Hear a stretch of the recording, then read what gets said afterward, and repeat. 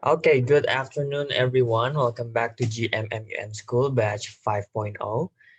And today will be our last class. Kita akan kelas terakhir itu hari ini. Kita akan bahas draft resolution, bahas topik terakhir di MUN School kalian ya. Kita udah ada 3 kelas. Yang pertama itu MUN 101, kedua position paper, ketiga kemarin kita simulation, dan yang terakhir hari ini kita akan bahas draft resolution. Jadi ini adalah momen-momen akhir kita nih teman-teman, sebelum nantinya teman-teman terjun langsung ke MUN yang teman-teman pilih. Nah, conference-nya itu kurang lebih akan sesuai nih dengan yang teman-teman sudah pelajari di 3 kelas kemarin plus kelas hari ini.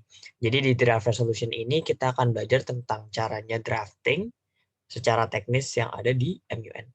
Nah, ini untuk drafting and model UN, kita udah paham kemarin itu ada 3 dokumen ya di MUN. Itu yang pertama ada position paper, kedua working, sama ketiga draft resolution. Di kelas yang kedua, kita udah paham bahwa position paper ini dibuat sebelum ya, sebelum dia conference mulai. Jadi ini hanya untuk ngasih tahu nih ke delegates, ke conference satu council kita, bahwa negara kita ini berpendapat seperti ini. Misalkan negara gua itu negara Indonesia misalkan. Nah, ini pendapat Indonesia itu di-highlight dalam bentuk position paper dan hanya meng-highlight atau hanya menjelaskan ide-ide dari Indonesia. Contoh kita pakai topik COVID lagi nih. COVID itu Indonesia nanganinnya gimana? Oh, Indonesia itu nanganinnya pakai PSBB. Terus vaksin itu kita baru mulai tahun 2021 awal. Terus kita mau ada sosialisasi PPKM gitu ya, dan sebagainya dan sebagainya. Nah, itu contoh dari position paper. Hal ini berbeda sama dua dokumen yang sisanya, working paper sama draft resolution. Hari ini kita bahas keduanya. Working paper itu di tengah-tengah nih. Jadi teman-teman misalkan udah bahas COVID nih, udah bahas vaksin, udah bahas social distancing, udah bahas apa lagi, protokol kesehatan. Nah, 3 ini udah dibahas nih. Tapi ada topik lain yang belum dibahas di hari itu juga. Misalkan teman-teman mau bahas tentang misalkan cara antisipasi virus mutan ya, mutasi dari COVID-19. Bentuk lain COVID-19 kan udah banyak tuh mutasinya. Nah, itu kita mau bahas hari ini juga nih di council yang sama. Tapi di per menit ini kita baru bahas protokol kesehatan, vaksin, sama PSBB tadi, social distancing. Nah, working paper itu hanya membahas yang 3 itu aja. Ya, 3 itu aja. Baru nanti kalau misalkan selesai working paper, udah masuk ke sesi akhir, oh ternyata kita udah bahas virus mutasi COVID nih. Berarti nanti dimasukin tuh di draft resolution. Jadi draft resolution itu mencakup semua isu yang akan dibahas, topik atau yang akan dibahas. Berdasarkan karmas ya, question or resolution must answer, dan juga berdasarkan dari dinamika perkembangan debatnya. Bisa aja kita bahas topik yang di luar ada di study guide tapi masih relevan. Itu sangat mungkin. Tapi ingat, kalau working paper itu hanya sebatas yang sudah dibahas. Jadi kalau belum dibahas, itu nggak bisa dimasukin. Kak Abdur, kalau misalkan kita udah ada agenda nih, bahas tentang mutasi COVID, virus mutasi COVID, udah diagendakan nih, di Sadigat juga ada. Tapi akhirnya sampai selesai mau voting draft resolution pun kita belum ada bahas itu. Gimana Kak Abdur, boleh nggak kita masukin di draft resolution? Jawabannya nggak bisa, karena belum dibahas. Apa yang mau kita masukin ke draft resolution itu adalah semua yang sudah dibahas. Kalau sudah diagendakan tapi nggak dibahas akhirnya, berarti kita nggak bisa masukin draft resolution. Mau nggak mau, apa yang ada di working paper kurang lebih sama substansinya sama draft resolution. Bedanya apa teman-teman? Bedanya kalau misalkan working paper, itu dia lebih general. Dia nggak ada solusi yang spesifik, dia nggak ada cara penanganannya. Misalkan kita pengen vaksinnya itu berapa lama, vaksinnya mau berapa juta orang, dan sebagainya. Itu biasanya working paper nggak bahas sampai sedetail itu. Tapi kalau draft resolution itu dibahas jumlah orang yang mau divaksin berapa, kapan kita mau mulai vaksin, dengan siapa kita kerjasama perusahaannya, dan sebagainya. Itu teman-teman perbedaannya. Jadi selain perbedaan di waktu, working paper di tengah-tengah, draft resolution at the end of the conference, kalau misalkan isinya itu kurang lebih working paper way more general dan draft resolution yang lebih spesifik gitu ya. Itu dokumen dalam MUN. Kita masuk ke working paper nih. Tadi kita udah bahas dikit banget. Working paper itu adalah paper yang memuat solusi-solusi blok teman-teman. Jadi di sini itu teman-teman udah mulai ada blok, ya. Blok itu apa? Kelompok negara. Jadi misalkan Indonesia, oh Indonesia ini punya satu pandang sama Malaysia, sama India, sama Meksiko, sama Jepang misalkan dan sebagainya. Nah ini negara-negaranya berkelompok ya. Misalkan mereka ngelihat, oh COVID tuh harusnya kayak begini loh.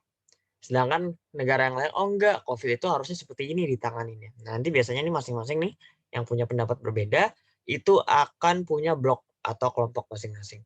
Masing-masing kelompok akan bikin paper, consist dari solusinya, terdiri atas solusi-solusinya. Solusi Indonesia apa, solusi Jepang apa, solusi Malaysia apa, itu digabung dalam bentuk paper namanya working paper. Tapi hanya lagi-lagi hanya secara brief ya, secara umum gitu. Kedua adalah there is no exact format and structure. Jadi teman-teman silahkan dibebaskan mau berbentuk draft resolution ya boleh-boleh aja, mau berbentuk paper, esai, paragraf gitu ya, itu juga boleh. Mau berbentuk PowerPoint ya, PowerPoint itu juga boleh. Jadi benar-benar tergantung sama kebutuhan teman-teman.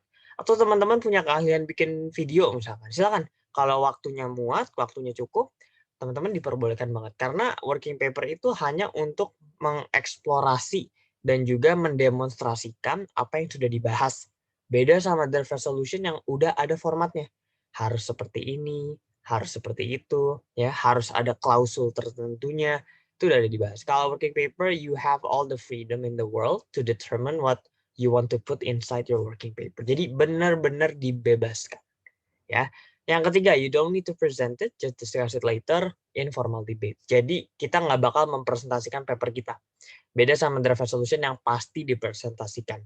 Tapi ada aja beberapa MUN yang membolehkan para delegasi itu untuk mempresent working paper-nya. Biasanya itu buat MUN yang conference-nya itu jamnya lama atau harinya itu banyak. Jadinya ada waktu banyak buat present working paper.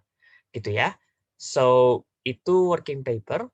Any question on the floor? Boleh kalau ada yang mau ditanyakan sebelum kita lanjut.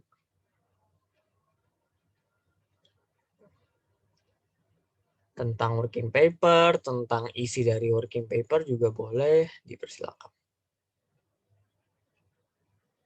Kalau misalkan nggak ada, kita lanjut.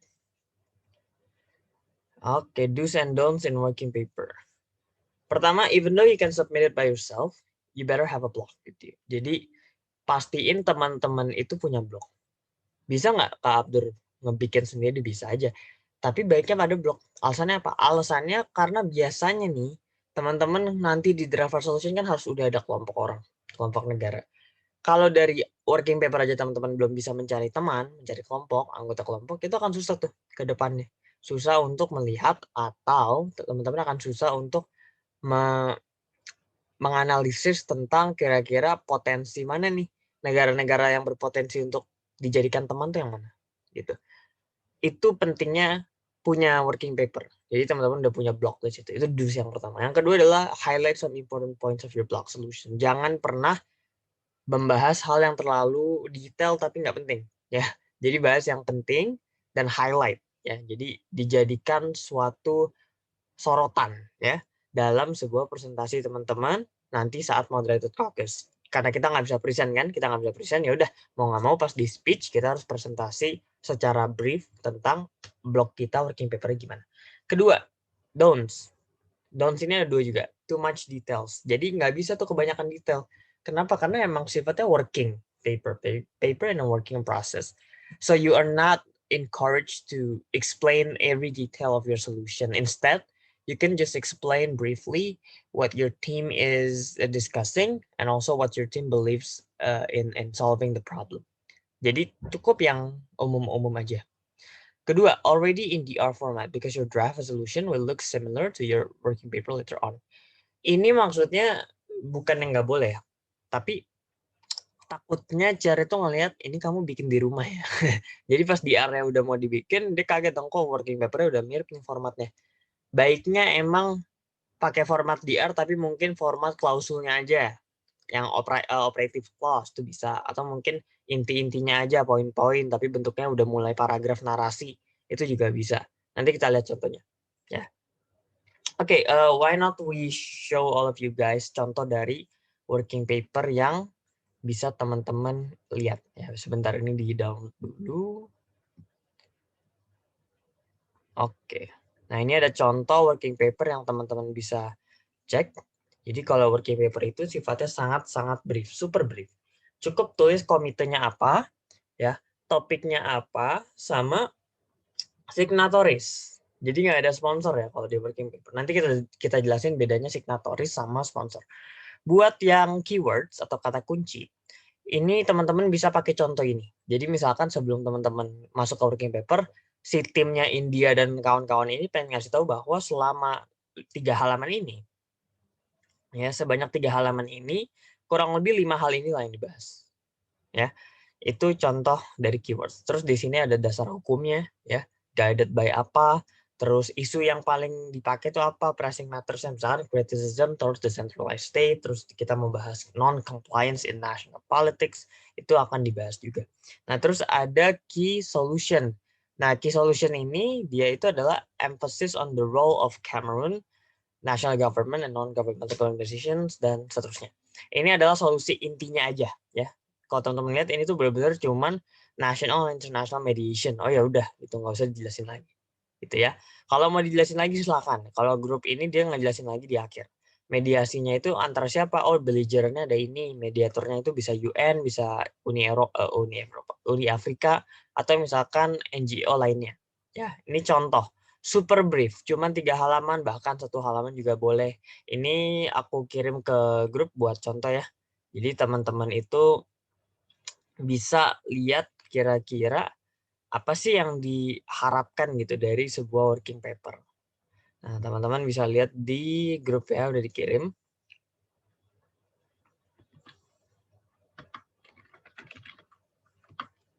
Nah, udah ya. Oke, kita lanjut ke presentasi. Itu contoh working paper. Ya, teman-teman di sini udah paham bahwa working paper itu sifatnya umum. Dia itu sifatnya umum dan dia itu nggak boleh kebanyakan detail ya, sesuai di presentasi ini. Kedua, kita bahas draft resolution ya. Draft resolution ini apa sih? Draft resolution adalah output atau misalkan hasil akhir dari conference teman-teman selama 2 hari ya, atau 3 hari tergantung conference-nya. Kalau misalkan di draft resolution, dia itu bisa dalam bentuk yang formatnya itu menyesuaikan dinamika debat, tapi formatnya harus baku, harus udah yang ditetapkan.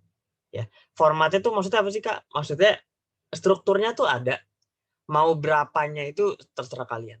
Ntar kita lihat contohnya abis ini. Jadi formatnya itu udah ditentuin, strukturnya ditentuin, soal berapa banyaknya itu terserah kalian. Oke, ini ada pertanyaan masuk. Kak, berarti kalau join blog gitu sama countries yang punya same opinion about the issue ya? Yes, betul. Jadi kalau teman-teman gabung ke blog, usahain pendapatnya sama. Jangan sampai teman-teman pendapatnya berbeda. Ya, berbeda bukan berarti benar-benar harus sama, enggak juga. Tapi paling enggak visinya sama. Karena apa? Karena lucu kalau misalkan teman-teman percayanya itu sama A, tapi teman-teman yang lain percayanya B gitu kan solusinya.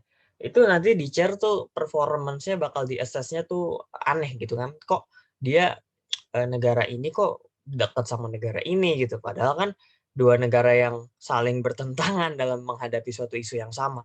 Nah, itu akan dinilai. Jadi teman-teman harus benar-benar menganalisis ya, kira-kira teman-teman itu kedudukannya di mana gitu. Oke, teman-teman, kalau ada yang mau nanya boleh kayak Aisyah tadi, boleh langsung kirim aja personal ataupun ke grup, itu nanti kita jawab bareng-bareng. Oke, kita masuk ke DR. Jadi ada 2 ya, pertama heading, kedua body.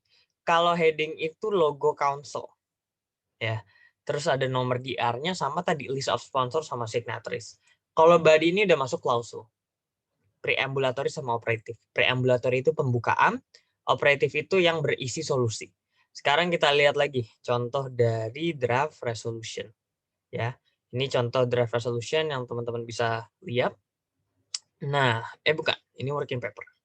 Nah ini draft. Nah nih, teman-teman bisa lihat di sini headingnya itu udah mulai rapi ya. Jadi ada logo PBB, terus ada tanggalnya, ada kodenya, terus ada nomor DR-nya.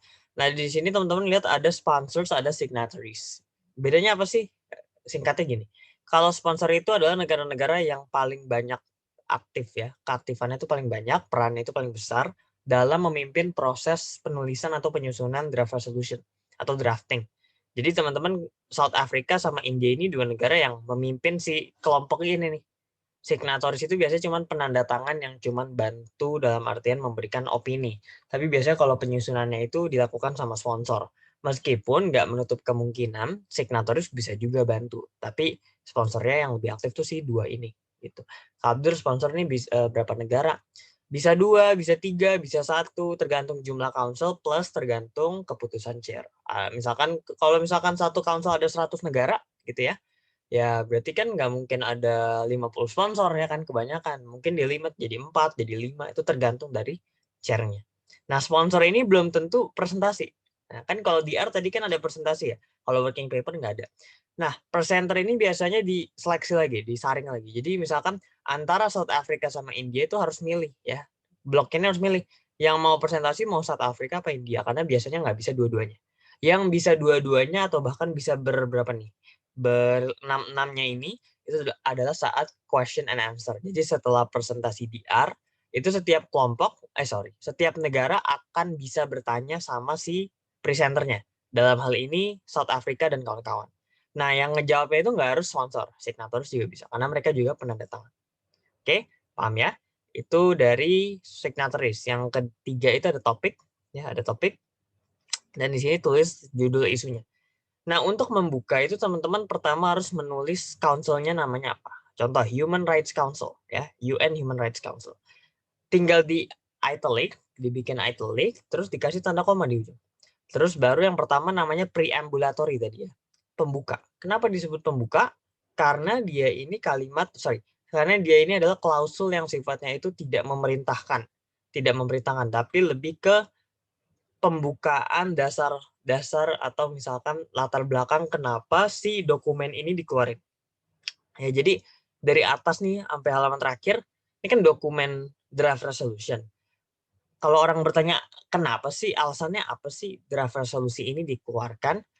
Itu jawabannya bisa teman-teman temukan di preambulatory clauses. Dari guided by ini, recalling, reaffirming, dan seterusnya sampai bawah, itu namanya preambulatory clauses. Kalau teman-teman lihat, bentuknya dimiringin ya di awal, di italic.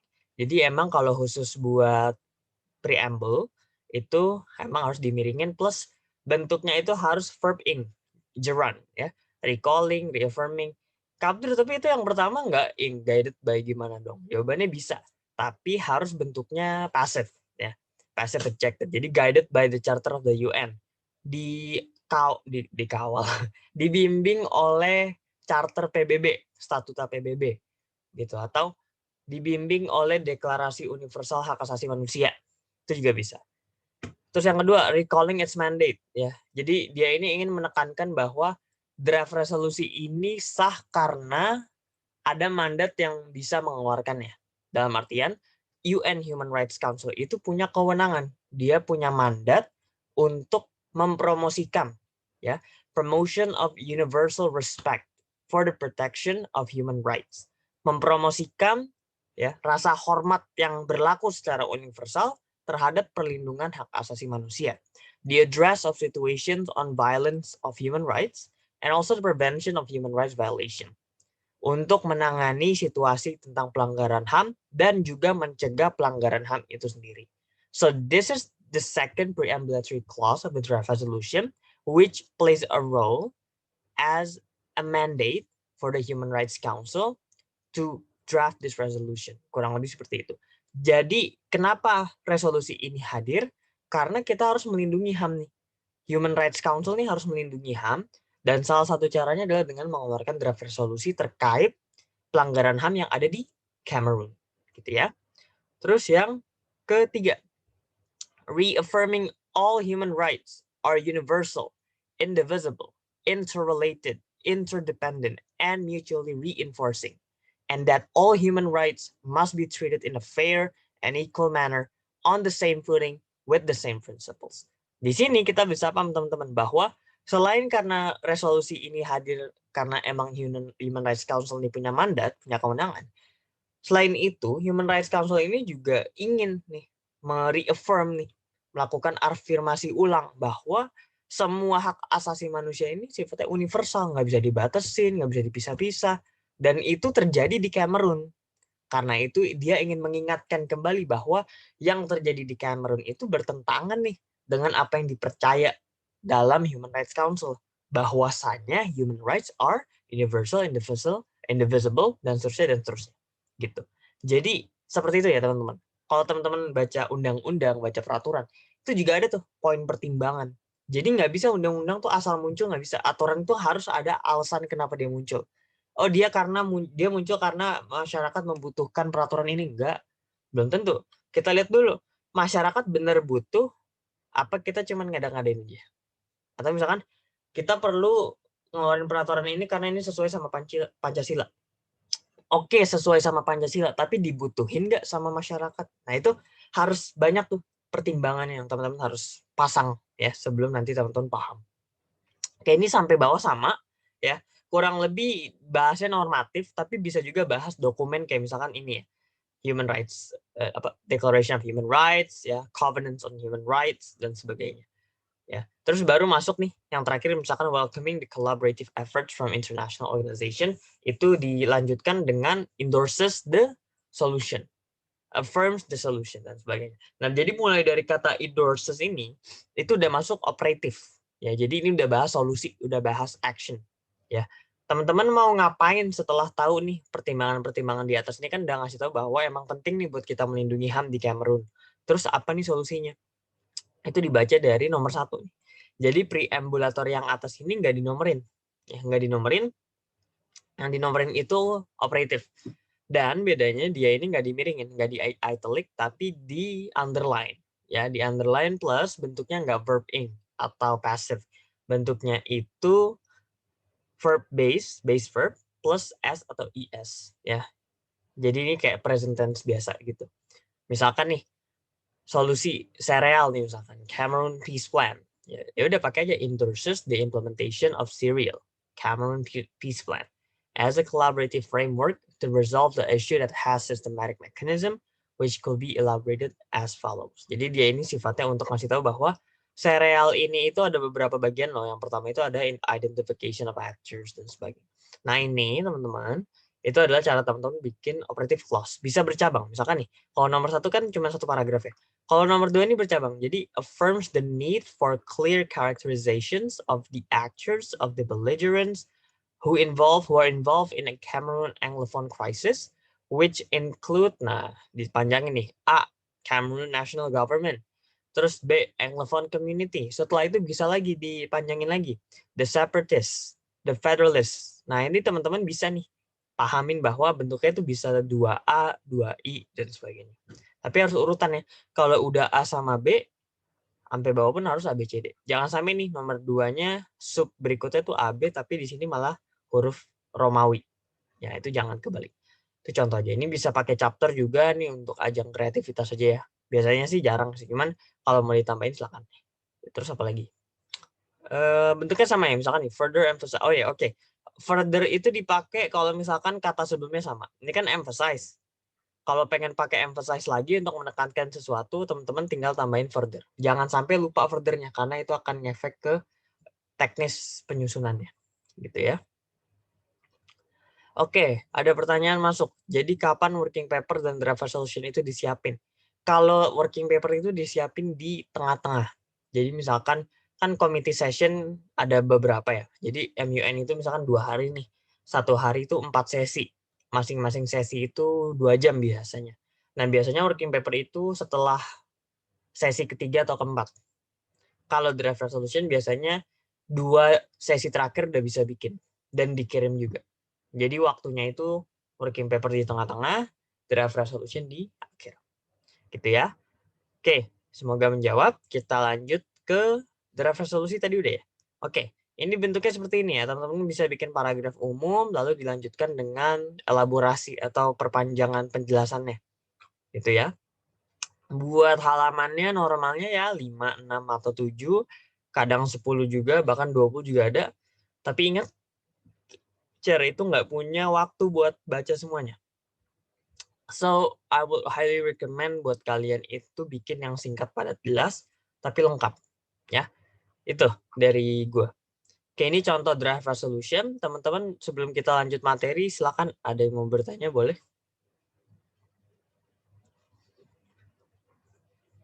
Kalau tidak, nggak ada ya. Kalau enggak, kita lanjut lagi materi ke presentasi. Nah, kalau tadi kan udah belajar nih, contoh dari draft resolution. Oke, ini ada pertanyaan lagi masuk. Dari Septika. Kak, itu bikinnya sendiri apa kelompok? Jawabannya kelompok. Ya. Baik working paper maupun draft resolution itu dibikinnya kelompok, tapi khusus working paper itu bisa dibuat sendiri kalau mau. Rekomendasi dari kita adalah jangan bikin sendiri, tapi bikin bersama teman-teman yang lain. Biar apa, Kak? Biar teman-teman udah bisa tahu mana yang bisa dijadiin partner potensial, gitu ya. Partner tuh maksudnya buat apa? Buat dijadiin teman nanti pas kita bikin draft resolution. Karena kan kita butuh orang, butuh signatoris sama butuh sponsor. Jadi kita harus cari nih, kira-kira mana sih negara yang bisa diajak kerjasama, ya? Oke, kita masuk ke sponsor. Nah, sponsor ini teman-teman, dia ini adalah yang tadi ya, yang memimpin jalannya drafting. Ya, countries that authored or dominantly built the DR. Biasanya mereka nih yang nyusun, yang bikin link, ya, atau yang aktif nanya ke chair, aktif nanya ke temannya sendiri, menurut kamu gimana, menurut kamu gimana. Basically a leader sih, leader di blognya biasanya. Itu kalau sponsor. Kedua, maximum sponsor decided by chair itu depends on the council condition. Jadi kalau councilnya ada 100 orang, mungkin sponsornya bisa lebih banyak lagi. Tapi bisa juga councilnya banyak, sponsornya tetap 2 orang per satu draft resolution. Jadi it really really depends on the council situation and also the chair's discretion. Gitu ya. A country cannot become a sponsor into DR. Yes, a country cannot become sponsor into DR. Kenapa? Karena nggak logis kalau misalkan teman-teman itu saling berhadapan sama DR teman-teman masing-masing. Contoh, Abdur misalkan pengen sponsor di DR1, tapi Abdur juga sponsor di DR2. Nanti pas sesi debat itu masa gua debatin punya gua sendiri kan nggak mungkin. Jadi harus satu orang, satu gitu. Kalau di draft resolution sponsornya.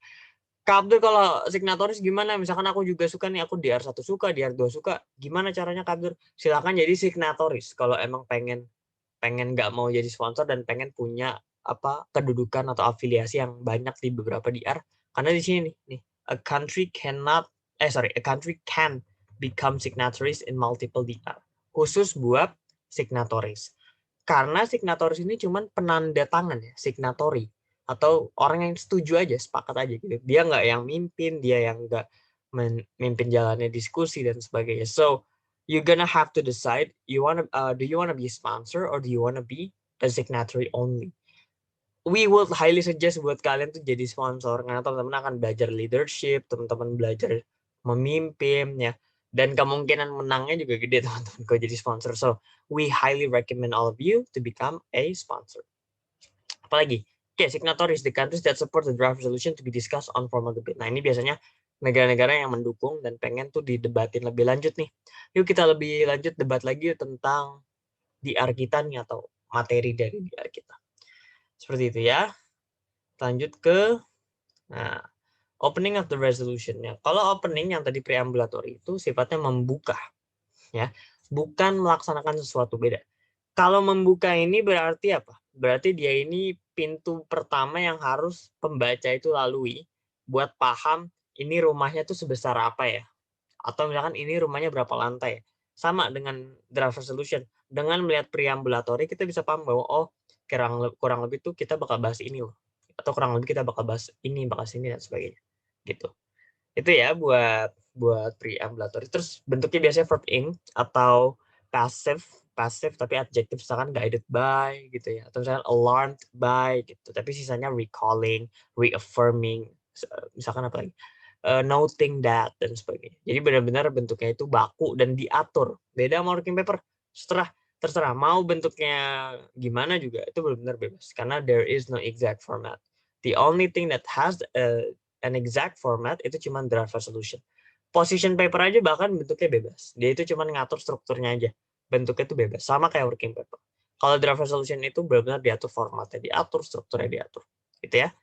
Ketiga, consist the background and legal basis. Jadi latar belakang sama basis hukum. Kalau yang tadi sebelumnya itu yang hak asasi manusia, dia itu pertimbangannya adalah bahwa hak asasi manusia itu nggak boleh ya ditendang-tendang, dilanggar oleh siapapun. Kalau misalkan ada yang melanggar, kita harus kasih pelajaran. Kurang begitu ya.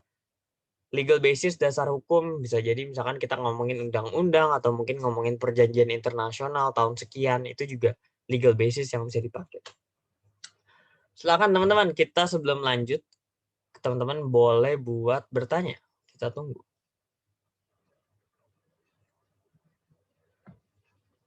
Atau via chat juga boleh, tentang DR ya, atau working paper juga boleh. DR, working paper, it's up to you. If not, I'm assuming kalian udah paham. Kita lanjut ke sample preambulatory phrases. Nah, di sini teman-teman bisa lihat nih. Ternyata banyak ya. Dan kebanyakan bentuknya itu ing atau enggak ed. Ed tapi yang pasif ya. Misalkan deeply concerned by gitu ya. Atau misalkan guided by, fully aware of, itu juga bisa tuh. Jadi teman-teman tergantung dari phrase yang teman pakai. Kalau fully aware depannya off. Itu udah konektornya tuh udah off lah pokoknya. Confident apa gitu kan, confident that. Nah, misalkan confident that the human rights will progress further if every state fulfills its responsibility. Tuh dia yakin tuh bahwa HAM tuh akan kuat kalau misalkan negaranya juga melindungi dan bukan malah menghalang-halangi gitu. Itu contoh preambulatory phrases yang mungkin teman-teman butuh. Apalagi? Operative clause. Di sini teman-teman udah paham bahwa operative clause itu esensi utamanya. Dia ini adalah senjata solusi dari DR teman-teman. Dan kemungkinan itu bentuknya adalah verb 1 plus S atau IS. Jadi kayak present tense biasa. Kalau misalkan he watches TV. Dia nonton TV secara reguler. Nah, di operative clause bentuknya juga sama. Watches yang tadi itu kan kata dasarnya watch. Itu kita tambahin ES. Karena ujungnya CH. Di operative clauses juga sama. Teman-teman cukup mencari base verb-nya, tapi harus base verb yang sesuai. Yang sesuai itu yang mana, Abdur? Yang ini. Nah, ini contoh-contoh yang bisa dipakai. Di luar dari ini, kemungkinan bakal ditanya sama Jar, kenapa kamu pakai ini padahal ada ini. Jadi emang harus katanya baku dan diatur. Misalkan bisa kata accepts, affirms, recommends, atau reaffirm. Ini bisa. Ini contoh-contohnya. Terus ada deplores, designates, further proclaims, further invites, itu juga bisa ya. Jadi selama bentuknya itu verb 1 plus S atau IS. Oke, I hope it's understandable. Kita coba lagi ke the resolution. Tapi mungkin sebelum ke sini ya teman-teman ya. Aku mungkin mau sharing dikit bahwa kalau teman-teman bikin DR itu harus biasain dan belajar juga dari awal tentang caranya memimpin. Ya, sesimpel teman-teman bisa menggerakkan orang aja itu udah kategori pemimpin yang baik sebetulnya. Karena aku banyak banget lihat orang ikut MUN gitu ya, udah bayar mahal banget. Tapi dia tuh jarang ngomong gitu, jarang ngomong, jarang aktif, itu disayangkan banget teman-teman. Ingat, teman-teman ikut MUN nih online nih ya, itu udah bayar dan teman-teman itu kalau udah bayar, baiknya itu maksimal. Instead of just ngomong sepatah kata doang, ngomong sesekali doang, ngomong aja yang banyak. Kenapa? Karena itu akan jadi modal, akan jadi aset buat teman-teman belajar leadership dan juga public speaking dalam situasi yang kompleks karena bahasnya isu dunia kan. Bayangin kita memperkenalkan diri aja tuh mungkin agak susah ya, pakai bahasa Inggris di depan umum untuk beberapa orang, tapi itu diperparah lagi dengan cara kita bahas nasibnya Rusia, nasibnya Amerika, nasib dunia, nasib Tiongkok. Itu teman-teman tuh harus pandai dalam mengomunikasikan itu gitu ya. Dan cara belajarnya gimana? Cara belajar adalah dengan menjadi orang yang aktif di MUN dan gak cuman dengerin aja. Sayang banget, apalagi kalau bayar ya. Kalau nggak bayar mungkin nggak apa-apa. Tapi kalau bayar kan sayang banget gitu. So that would be how you should approach model UN dengan perspektif yang demikian gitu. Karena kalau boleh jujur yang namanya MUN tuh nggak cuman soal ini ya, nggak cuman soal kenapa sih kita harus ngebelain negara ini, negara ini, negara ini. Gitu ya. Ini ada ini dari modul nih, kita coba ya. Kita coba bahas modul. Nah, oke. Di sini teman-teman kalau buka modul yang udah kita kirim di WhatsApp ya, itu teman-teman bisa lihat ada definisi dan ada kaitan-kaitannya ya. Jadi penjelasannya kalau tadi kan di PowerPoint kan umum ya. Kalau ini penjelasannya ada semua nih. definisi position paper, definisi working paper, dan sebagainya. Terus ada tentang ini ya, lebih ke detail-detail yang teman-teman nggak dapetin di presentasi tadi. Ini bagus nih, teman-teman silahkan disimpan, silahkan di-save. Terus ada juga nih definisi preambulatory dan juga operatif. Kalau tadi kan nggak ada ya. Tadi kan lebih ke karakteristik. Nah, terus di sini dikasih tahu juga nih, each of clauses has their common sample phrase that you can check to PowerPoint that is presented in the class. Jadi, phrases yang tadi udah aku tampilin itulah yang teman-teman tuh harus lihat, yang mana operatif, yang mana yang preambulatory. Gitu ya. Ini oke, ini sekian dari modul. Oke, teman-teman, kita lanjut lagi ke PowerPoint ya. PowerPoint.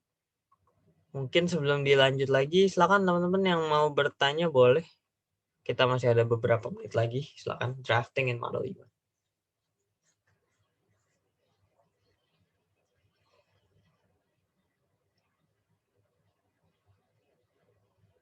Gimana? Gak ada? Oke, sepertinya udah paham ya. Kalau udah paham, kita lanjut lagi bahas yang terakhir, draft resolution. Mana nih? Oke, sebelum masuk draft resolution, teman-teman lihat ya kalau di operative phrases itu, dia ini katanya agak beda sama pembuka preambulatory. Dimana sifatnya ini lebih action kalau di operative. Kayak misalkan calls upon countries, ya, calls upon member states, ya, memanggil para negara anggota untuk melakukan ABCD. Confirms the creation of apa, gitu. Mengonfirmasikan pembuatan teknik atau mesin apa gitu, to resolve climate change issues misalkan, itu bisa juga. Declares accordingly, atau menyatakan dengan demikian bahwa pelanggaran HAM itu sudah terjadi di negara ini, gitu. Itu kan menyatakan sesuatu. Gitu. Emphasizes, menekankan, emphasizes that human rights are universal and therefore no one can impair peoples from their own human rights. Itu juga bisa tuh. Itu sample operative phrases, ya. Terus ada reaffirm, ada recommends the creation of program A gitu ya, to solve the issue of sustainability in Jakarta, Indonesia misalkan. Itu ada banyak banget contoh ya. Itu contoh dari DR. Operatif yang ada di DR. Oke, kita masuk ke slide terakhir. Cepat juga ya buat hari ini. Yang pertama, draft resolution, the mechanism of draft resolution before adopted. Jadi sebelum diadopsi, yang namanya draft resolution itu harus diintroduce, diperkenalkan. Teman-teman udah bahas simulation kemarin ya, udah lumayan banyak itu. Itu kita bisa lihat bahwa pengenalan draft resolution itu bentuknya adalah motion ya. Chair, Delegate of Indonesia would like to motion to introduce draft resolution. Nah, itu bisa nanti dinilai tuh sama chairnya mau di pass apa enggak. Kalau misalkan di pass itu kita bisa present setelah itu. Biasanya siapa? Biasanya sponsor. Tapi sponsor juga kalau ada banyak mau nggak semuanya. Misalkan ada 5 sponsor, ya udah berarti presenternya biasanya 2 atau 3. Bahkan 3 kebanyakan, jadi biasanya 2. Usually 10 minutes itu adalah momen present teman-teman. Kalau discuss itu diskusi di moderated caucus seperti biasa ya, 10 menit, misalkan masing-masing 1 menit, 10 orang total, atau 20 menit masing-masing 2 menit, total 10 orang. Itu bebas berapa aja, tapi topik yang dibahas udah nggak ada lagi selain draft resolution. Jadi kalau misalkan mau bahas di R1, bahas dulu di moderated caucus. Di R2 baru setelahnya. Nanti baru ada quorum. Ya, quorum vote.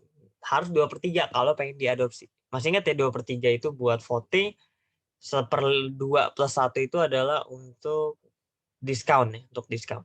Gitu. Oke, ini mudah dipahami, teman-teman. Oke, ini mungkin yang terakhir dari aku ya. Pertama, makasih udah datang. Ya, teman-teman habis ini udah langsung terjun ke MUN yang real MUN conference. Udah bukan simulation lagi, udah bukan MUN sekolah lagi, tapi real. Dan di realnya MUN ini adalah adanya penghargaan untuk delegates yang performanya bagus. Ya, ini ada 5 ya, ada 5 awards. Yang pertama adalah best delegate, peserta terbaik. Biasanya ini adalah peserta yang berhasil mendemonstrasikan kemampuan substansi, pengetahuan substansial yang selama dia ikuti di performance dia, selama MUN 2 hari, 3 hari, dan itu benar-benar bagus. Tapi selain itu, dia juga paham prosedur. Misalkan prosedur tentang berapa banyak sih motion yang harus kita lolosin nih, kayak gitu. Kalau misalkan itu dia juga paham, dia udah bisa ngatur tuh, oh aku pengen pengen ngajuin motion tuh jam sekian, gitu ya.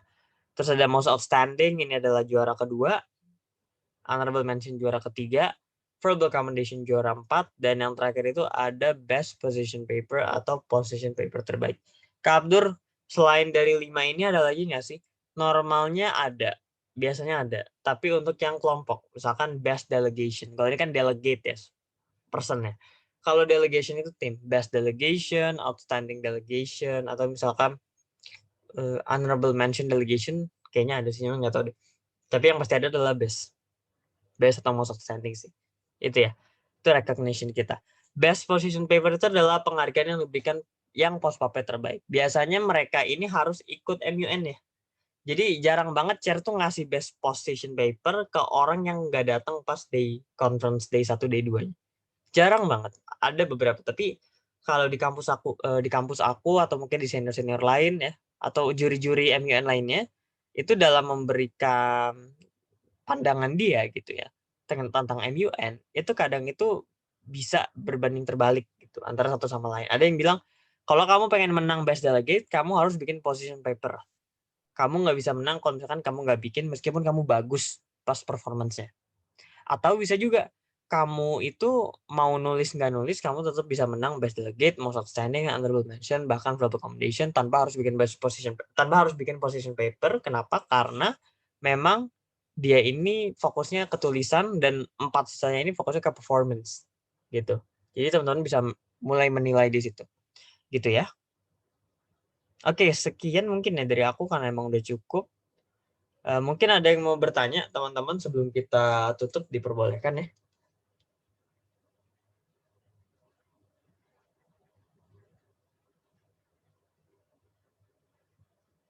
Oke, ada yang nanya nih Kak Abdur, setelah kelas, setelah school boleh tanya-tanya ini? Nggak boleh banget ya.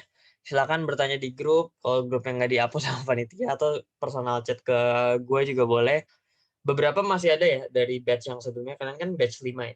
Anak-anak batch 4, batch 3 tuh kadang masih suka chat aku nanya-nanya tentang MUN kayak Kak Abdur, ini aku gimana ya, atau misalkan Kak Abdur tolong cekin position paper aku dong, gitu. Itu salah satu cara bagus juga ya teman-teman tuh nanya gitu ke mentor gitu atau ke senior atau ke siapa gitu. Karena kalau kita ikut lomba jangan kita sendiri-sendiri gitu kan, kayak misalkan pengennya tuh apa-apa sendiri. Padahal dengan teman-teman nanya sama senior atau sama mentor, itu persiapan teman-teman tuh jauh lebih matang gitu, dan itu lebih bagus daripada teman-teman nerka-nerka doang, ekspektasi ala-ala doang kan, target-target di awan gitu. Jadi enaknya adalah nanya. Jadi bisa nggak Kak Abdur ditanya bisa nggak selain ini? Jawabannya bisa banget.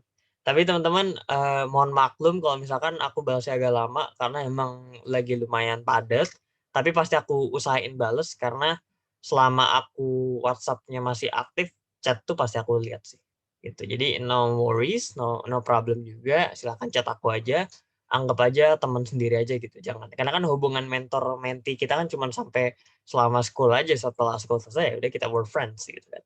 So be very very apa ya, open sih. I'm very open to any kind of question. Thank you nih yang udah nanya. Siapa tahu teman-teman yang lain butuh. Ada lagi nih masuk. Kalau awards per council atau se-MUN-nya Kak? Kalau awards itu per council ya. Jadi awards itu misalkan ada UNHRC Human Rights Council sama UN General Assembly. Nah, nanti masing-masing itu punya 5 ini nih, 5 awards ini. Jadi UNHRC punya best delegate-nya dia, most outstanding dia. UNGA General Assembly juga punya best delegate, punya most outstanding. Karena teman-teman nggak bakal diadu satu sama lain tuh kalau council-nya beda. Tapi ada nggak awards buat the whole delegates yang beda-beda council? Jawabannya ada juga, namanya best delegation. Jadi biasanya delegasi terbaik yang dikirim sama suatu kampus, suatu sekolah. Misalkan nih, kampus A ngirim delegasi ke GMMUN 2021 nih misalkan. Nah, delegasinya si kampus A ini tuh ada yang di UNEP, ada yang di UNHRC, ada yang di UNSC, ada yang di UNODC. macam-macam council berbeda, anak-anaknya juga berbeda, tapi mereka ini merepresentasikan satu sekolah yang sama atau kampus A ini yang sama. Nah, nanti biasanya panitia itu menyediakan yang namanya best delegation atau outstanding delegation team. Itu adalah dari sekian banyaknya kampus nih, kampus A, kampus B, kampus C, siapa aja yang berhasil mendapatkan awards paling banyak. Oh, ternyata kampus A ini 3 anaknya menang best delegate, 2 anaknya menang most outstanding. Sedangkan kampus-kampus lain itu cuma menang verbal commendation 1 atau mungkin best position paper 1. Nah, si kampus A ini kan bagus nih performa anak-anaknya nih, beda-beda council tapi menang-menang semua. Itu dia biasanya eligible buat menang best delegation award. Tapi kalau disediakan sama si panitia. Jadi harus confirm dulu, Kak, ini ada nggak award atau penghargaan buat delegasi gitu, buat semua MUN yang tim kita taruh gitu. Itu kalau ditanya biasanya bisa dijawab karena mostly kalau sekarang aku lihat jarang ya karena kampus lagi nggak ngirim delegasi, tapi so far beberapa ada yang udah mulai ngasih best delegation lagi gitu. Jadi itu bisa dicoba juga sih. Oke, ada lagi yang mau bertanya, dipersilahkan.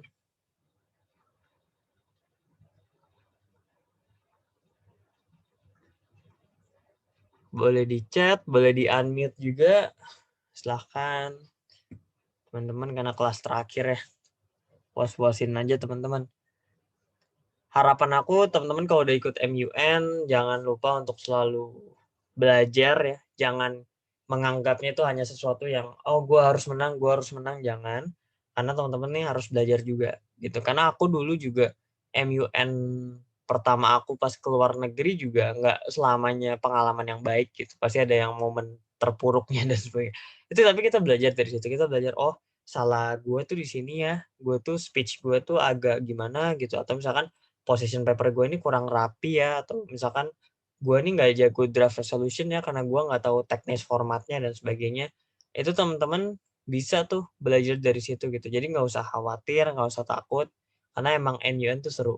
Nah, kalau yang baru ikut MUN pertama kali nih, conference pertama kali nih di next MUN setelah ini, teman-teman silahkan mempersiapkan yang terbaik. Karena emang semuanya itu harus dipersiapkan sedini mungkin gitu. Kalau pengen belajar Kapdur, aku pengen belajar draft resolution, coba dulu nih bikin klausul 1 kalimat aja gitu kan.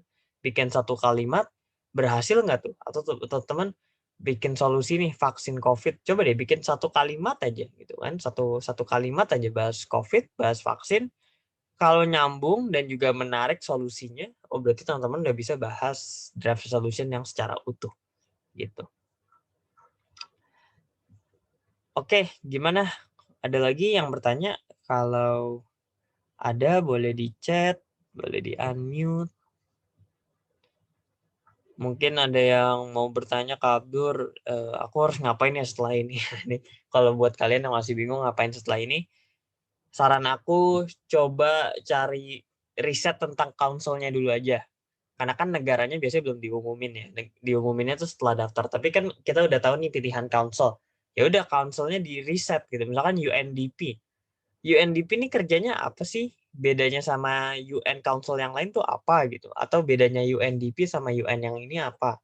Terus siapa sih yang ngedonor UNDP? UNDP nyari duitnya dari mana gitu? Terus dari sekian banyaknya duit ini, alokasi yang bisa kita pakai buat melakukan kegiatan ini tuh berapa persen gitu. Jadi teman-teman holistik gitu. Risetnya tuh jangan cuma UNDP ngapain, tapi UNDP itu bisa ngapain karena apa, atau misalkan UNDP ini dibentuk tahun berapa, terus ada isu-isunya enggak, atau ada politiknya tuh seperti apa.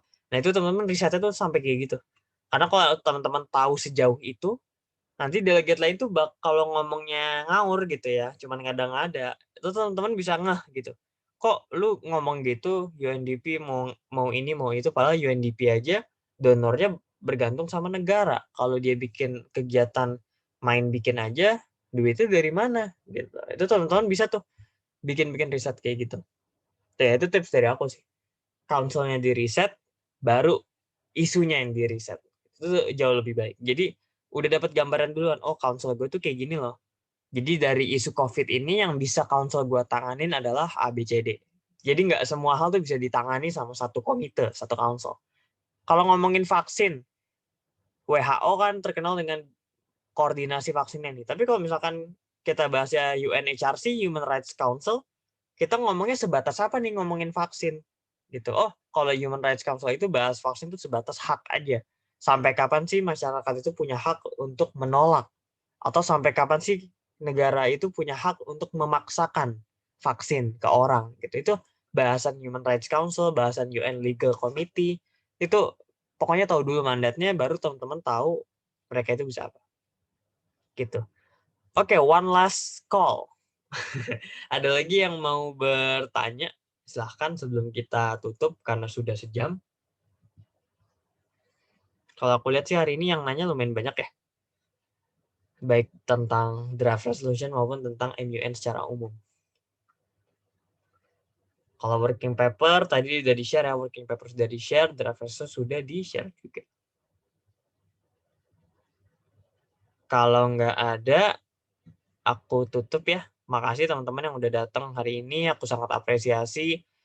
Makasih udah datang 4 kelas, buat yang datang 4-4-nya, 3-3-nya, 2-2-nya, 1-1-nya, nggak apa-apa. Teman-teman di sini udah sangat diapresiasi kehadirannya, dan aku harap teman-teman bisa ikut next MUN dengan lancar. Dan kalau ada MUN School lagi nih, panitia mungkin kalau ada MUN School lagi dari GMMUN di batch ke-6 dan boleh dibuka, alumni boleh ikut lagi, nggak apa-apa ikut aja gitu. Silahkan, kita sangat dibebaskan selama teman-teman mau belajar. Oke, see you next time. Semoga sehat selalu, selamat beristirahat, dan semoga kita berjumpa di lain kesempatan. Dadah, thank you semuanya ya. Makasih selama sebulan ini.